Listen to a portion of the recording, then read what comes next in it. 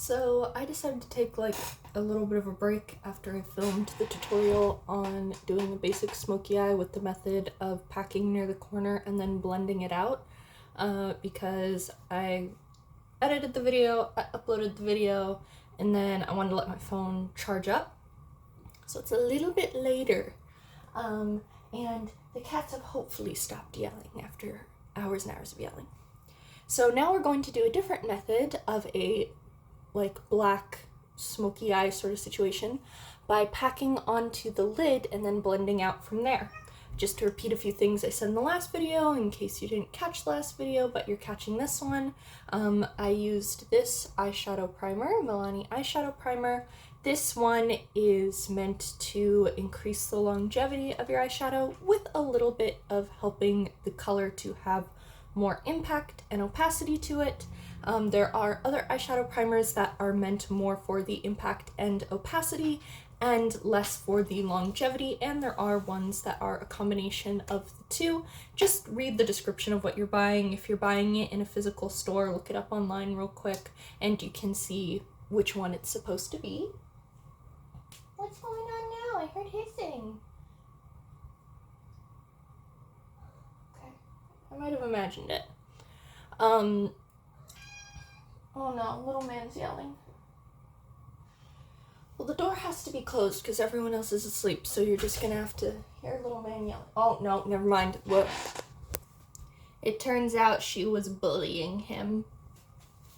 She is a very sweet and wonderful baby, but for some reason she and little man, sometimes they get along really good and they lick each other and they snuggle and everything, and sometimes they get along really bad.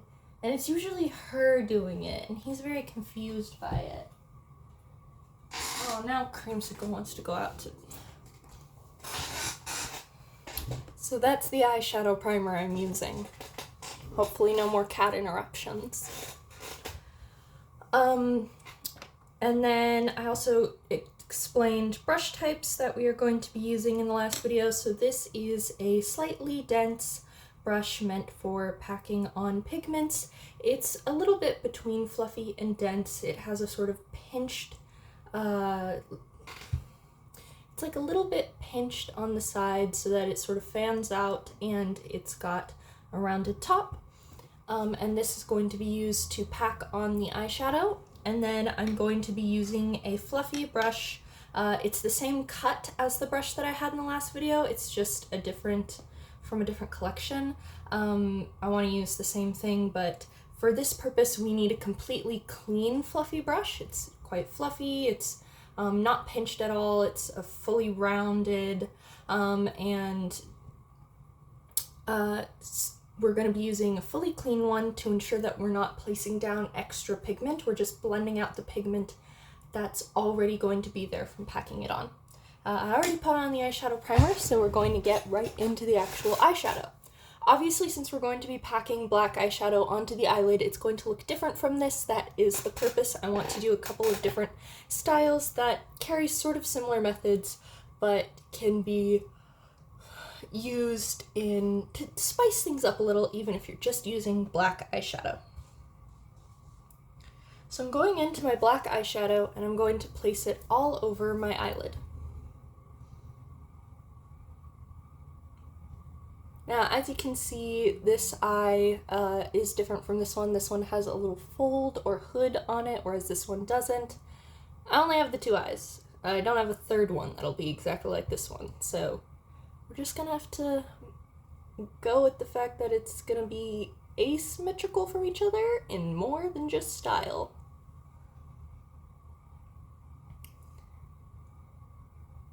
So right now I'm just packing the eyeshadow onto my direct eyelid area. And by direct eyelid area, I mean the part of my eyelid that is actually covering my eyeball. Then we have the crease, which is where the eyeball ends, and we have above the crease, which is the general brow bone area. The crease is where the brow bone area and the eyeball meet, and it creates that little crease in your eye. The fold on this eye does cover up the crease for me, so we're gonna be trying to work with that a little bit. All right, now that I've done that, just kind of packed the black on there. I'm going to have it be sort of winged out and fanned out like on this side, and on this side I did do a little trick to get that nice clean line where I used a bit of tape. I put it on my wrist skin. You can put it on the back of your hand or a place with less sensitive skin. I just do my wrist because I have kind of hairy hands, and I don't want to pull little hairs out. Sorry. It's like 6 a.m. and I woke up at 1. And then I'm just going to line up the tape just below where my eyelashes are, but I'm not going to put it where it's touching where my eyelashes come out of, because that puts me at risk for accidentally like cutting my eye on the tape or something. So make a close up here. I'm going to put it where I have a little gap of space between there. And then that's also useful for the actual eyeshadow itself. Not only is my eye not in danger from getting cut or anything like that, but also it's going to be easier if I decide I want to do something down here below my eyelashes, just smudge a little eyeshadow. It's going to be easier to connect it to this line when there's a little bit of a gap. Alright, I'm now going to take my fluffy brush and I'm going to begin lightly blending using circular buffing motions. Circular buffing motions is the motion generally recommended by professional makeup artists, like people who do this for a living, do it on celebrities, movies, TV shows, things like that, people who like work at retail stores or whatever. But the other form of it, windshield wiper motions, I'm just going to pack on a little bit more here real quick. Windshield wiper motions are also valid. It's where you just move it back and forth. That's also valid and probably going to be a little bit easier if you have certain issues with controlling your hands or certain dexterity issues, things like that. Sorry, I didn't realize I was out of frame there. So windshield wiper motion is valid. Just remember, if you utilize the windshield wiper motion, then it's going to create a little bit more of like a line rather than even dispersion of the products. That's what buffing is, an even dispersion of something. So you can do that. You're just going to need to work a little harder and reposition your brush a bit more in order to spread the eyeshadow around evenly if you want something that fades out the way that buffing is going to give you.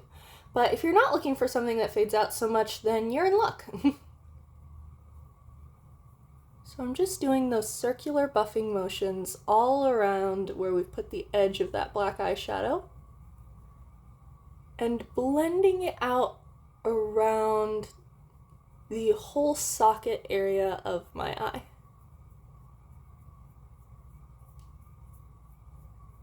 And the purpose of putting down all that eyeshadow and then blending it out from there, instead of putting just a small amount of black eyeshadow on the fluffy brush and blending around, is that that would place the pigment of the eyeshadow wherever we first tapped the fluffy brush, and then we'd blend out from that area, and it could potentially end up patchy. It could end up more concentrated in that one area than the rest. If we blend outward from all of what we did on our lid, then we're less likely to get that uneven dispersion of the eyeshadow. It's also going to look a lot more seamless, I guess, because it's quite clear that it's a diffusion of this eyeshadow on the lid outward, rather than like we have a black brick on the lid and also some lighter black up here. This has a more obvious diffusion effect a little bit quicker.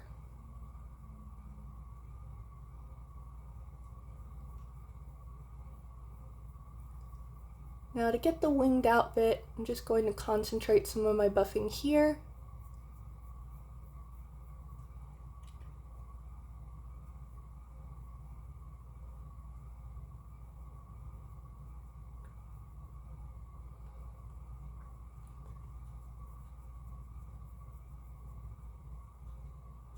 And as you can see, let me see if, I think there's a little bit of morning light now. Let's see if that like No, that just tints everything blue, which I guess is better than tinting everything yellow like my lamp is doing. I don't know. But anyways, as you can see, it's a little bit lighter of a dispersion than over here. And it's just as dramatic, but it's dramatic in a very different way. And I'm going to continue a little bit of that blend just until I'm satisfied with how it blends in with my general eye socket. I do have quite dark circles around my eyes and dark eye sockets in general, so that's relatively easy for me. And then I'm going to blend a little bit on the eyelid just to bring it over here.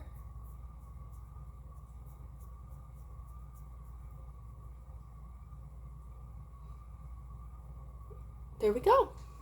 So that one is a lot quicker than this. This side took me 20 minutes. This side took like 8.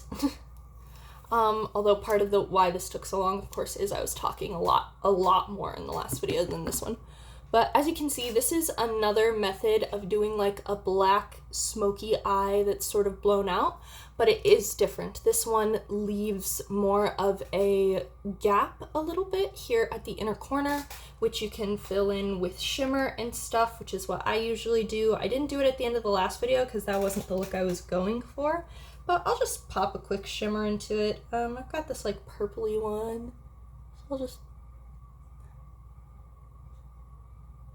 See, I like to, when I do this, just fill it in with a little bit of a shimmer there.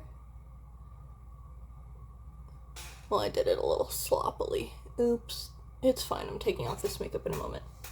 So the lighter area provides a more like sort of guideline area for where you can do that.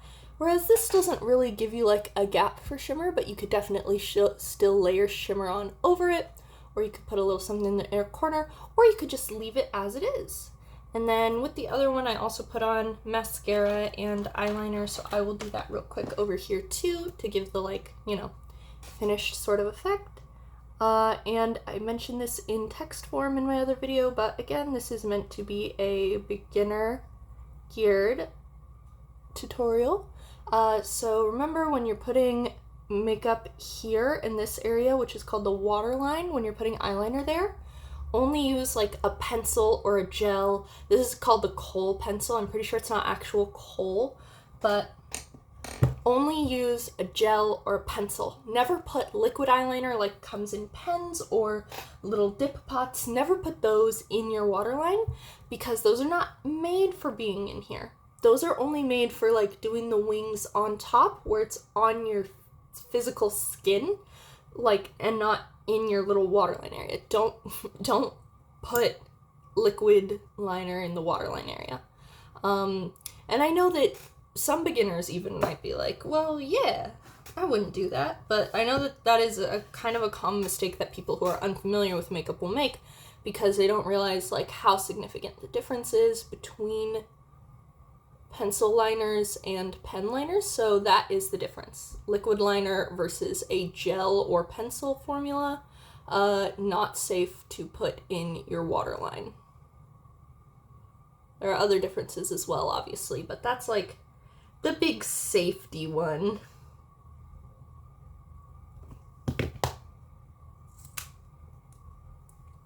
Don't do this next thing if you're wearing foundation, obviously, but I'm not wearing foundation, so I'm going to take this little cotton pad that I have with a little bit of makeup on it, and I'm just going to remove all that little eyeshadow dust that I've got around down here.